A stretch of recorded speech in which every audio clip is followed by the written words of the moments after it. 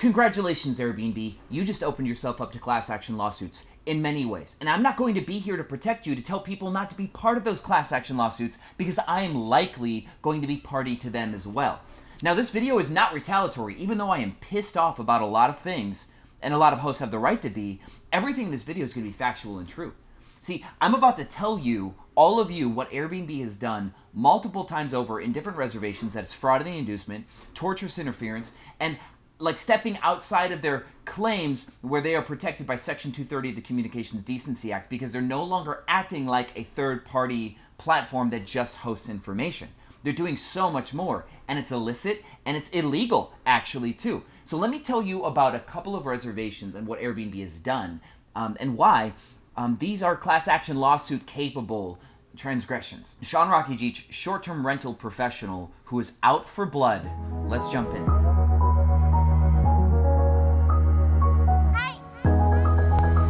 Speaking of blood, this is the first one. Airbnb gave a guest a full refund for claims that there was blood on a mattress. And if there was blood on a mattress, oh, absolutely, that guest should get a full refund. That is nasty. That is just sick and nasty. So hosts that don't take care of their stuff, yes, that's a health hazard. Let me also tell you that I've done a lot of jobs in my life. I did mold, water, fire remediation. I did a lot of stuff that we dealt with bodily fluids, hazardous waste, sewage. I can tell you a lot about fluids, all right? It's not fun stuff. Let me show you some photos. First, here's some photos of some blood stains, right? Second, here's the photo that the guest took to share with Airbnb, that Airbnb thinks is a blood stain. So Airbnb took that second photo as proof that there was a hosting violation, that it was an unsanitary environment, where we told Airbnb and the guest that somebody tried to iron on the mattress and they put a burn mark on the mattress from using the iron at too high of a heat setting on top of this like polyester cotton wool blend, whatever this memory foam mattress's outside cover is. And it's very much apparent that these stains are completely different, because one is a stain and one is a burn mark. As you can see on that second photo, the texture of the mattress or the mattress cover is burned, and the crevices around where the burn isn't discolored at all. That's why you'll see that like pock mark at the bottom, like almost like the Swiss cheese look. When there is a blood stain or any other fluid, it seeps down and in and around into like a full blotchy. There are no like non-stained parts within that fluid deposit. And when a fluid deposit dries, the inside becomes lighter colored and the outer side has a darker ring, because how sediment builds up as a puddle on fabric dries. We've all seen that. I mean, we've all seen that if you have kids, the kids that wet the bed. If you ever had a blood stain on your shirt or anything else on your shirt, you'll notice that there's going to be an outer ring that's darker. This is very much obvious stuff that I could have explained to them if they ever gave me the opportunity to. But what they did is they gave the guest the refund, full reservation refund, canceled the reservation by host, fined us $100, and did not take my documentation into account. They didn't even ask me for my documentation. So I've had to reach out to multiple Airbnb representatives 2 or 3 times. I even hit them up on Twitter to get somebody else to come back in and look at this. And again, they would not accept my documentation. We also have proof that that guest stayed the night after getting a full refund. So we have proof that they committed fraud in their documentation, and they committed fraud in the fact that they got a refund and then stayed. But Airbnb refuses to take any of this documentation. And here's the thing about that. Airbnb exercises sole discretion over what happens to the money. If certain parameters of a reservation are not met, they will not pay the host. Airbnb also makes no claims to vet or verify the accuracy, authenticity, validity of any of the documentation that a guest sends. They also make no claims or promises that they will take documentation from you into consideration. They don't do that. They just take very broad stroke language and then they run with it. This makes the contract illusory. It's too generic, it's unenforceable, and largely only one party is held accountable to perform within that contract. Airbnb's created this one-sided contract where they make no obligations to meet any sort of baseline like quality control, but they can exercise complete sole totalitarian like discretion over resolutions and refunds. So what Airbnb has done is now, through negligence, not actually doing due diligence to verify the authenticity of these photos and whether or not what they think this photo represents is actually real. And by doing so, they have committed negligent misrepresentation. I would even go as far to say that they have committed fraud, or they are party to fraud by allowing their guests to commit fraud on their platform. See, Section 230 of the Communications Decency Act basically states that Airbnb, Facebook, Twitter, they cannot be held accountable for the content that is uploaded to their platform.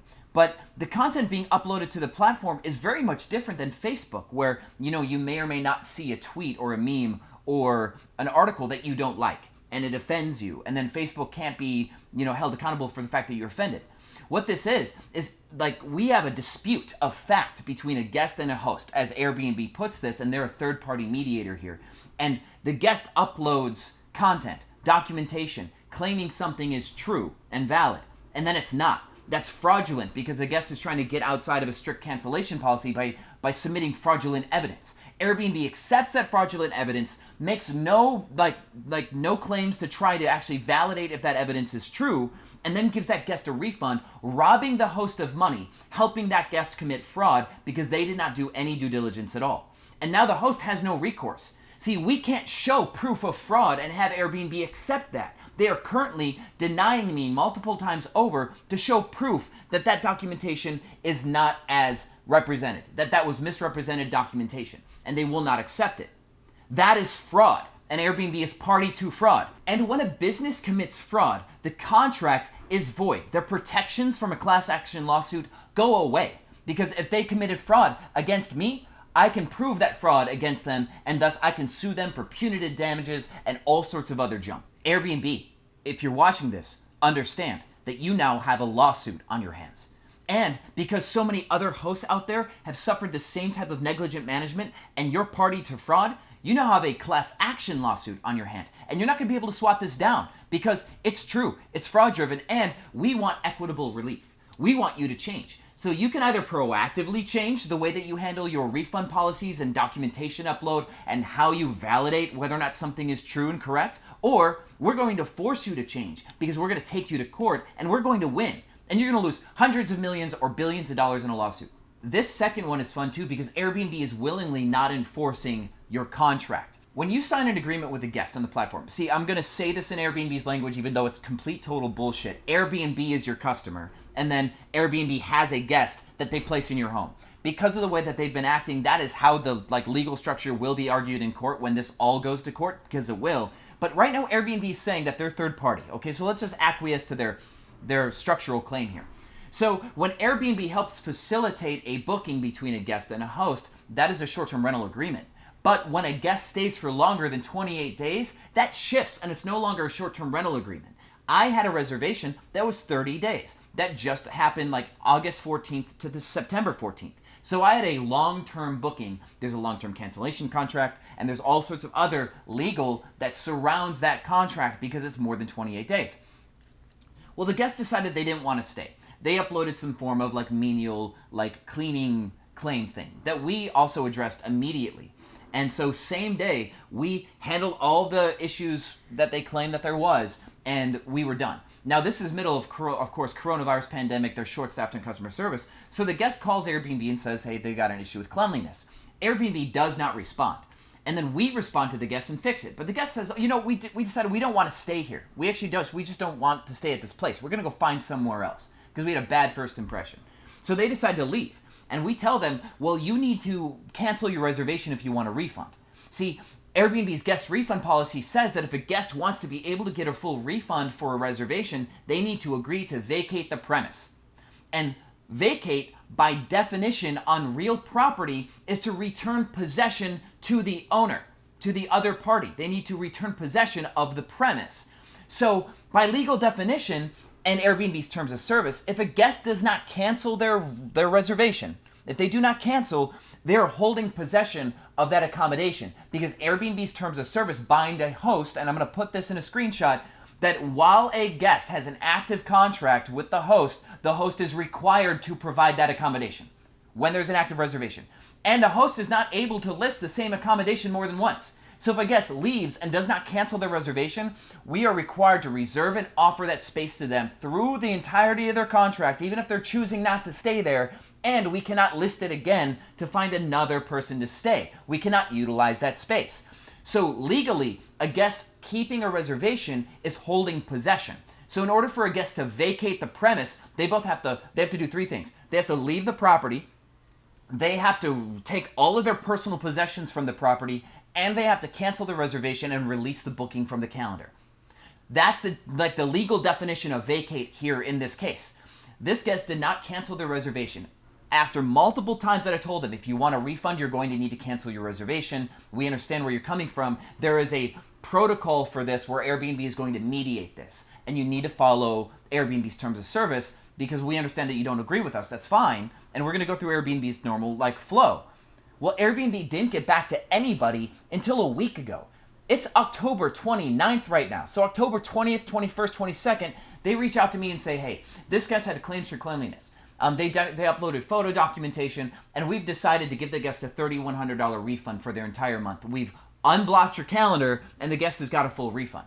Well, I said back to Airbnb, that reservation is in the past. There's no unblocking the calendar. The guest held possession for the entire month, and now you're telling me that you want to take money from me and give it to them. And I have proof that we also remediated their issues same day. We addressed the problem months faster than you did. We actually made it perfectly clean and clear that this reservation was good to go, following within 2 hours of the guest sending us an initial message about their arrival. Airbnb did not care. Airbnb is not actually taking into account the legal definition of vacate. They're not recognizing that the home was held and possessed, and we could not do anything with that property, and they're giving us no recourse for this. So Airbnb is ignoring the own language of their contractual agreement between the host and between the guest. They took a guest who did not follow the guest refund policy and gave them a 100% refund anyway. And that, again, is a breach of contract. And because you breached contract and you made claims that you were going to do things a certain way, and then you violated a contract, you've just committed fraud against me again. You had me sign a contract, an agreement, where I said I will do X, Y, and Z if you do A, B, and C. But you're not doing A, B, or C anymore. So now I have a contract that I'm obligated to follow, and you are now breaking on your side. See, you lied to me to get me to sign your your terms of service. You, Airbnb, have lied to hosts all over the world saying that you're going to do things a certain way, where you have no intention of doing those things. And you know very well and clear that you're not doing those things. So that is fraud. That is fraudulent misrepresentation. You are willingly committing fraud. And that's another lawsuit on your hands.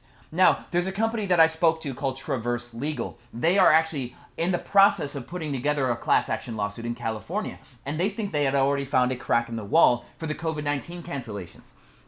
And a lot of you were upset about that one. And I bet a lot of you were party to that. I already told you guys, I'm not going to get involved in a class action lawsuit about the COVID-19 cancellations. It's not worth my time.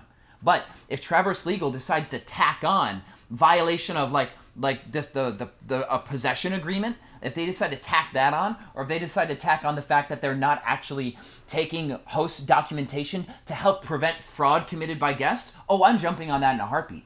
You can guarantee that I'm jumping on that. And if it tanks Airbnb and Airbnb goes into the ground, then this will be VRBO automated moving forward, or Booking.com automated, because the short-term rental game is awesome. The business model is great. It's not new. Airbnb did not create short-term rentals. They've happened for long, long periods of time. Most hotels you stay at are rental arbitrage, just like me. They rent a building and they make a bunch of units out of it, and then they rent those out short-term. Happens all the time in major cities. So this is not new or special. Airbnb is not special. And Airbnb, you've screwed one too many hosts one too many times. And now it's going to come back to bite you. So if you have questions, leave them in the comments. I'm going to leave a link to Traverse Legal down there. I'm going to leave links to multiple legal definitions down there so you can do the research. And you can start to give all of your information to Traverse Legal if you want to get involved in any of their workings around Airbnb. And Airbnb, I'm not saying that I am filing a class action lawsuit right now. I'm just pandering to the thought that it's possible and that you opened yourself up for one. So if I see you in court, I'll see you in court. I'm not promising you, I'm not threatening you, but if it comes to that, which it could, because like I just said, I do believe that there is a way that it could, I'll see you there. Thanks for watching, and I'll see you on the other side. Hi.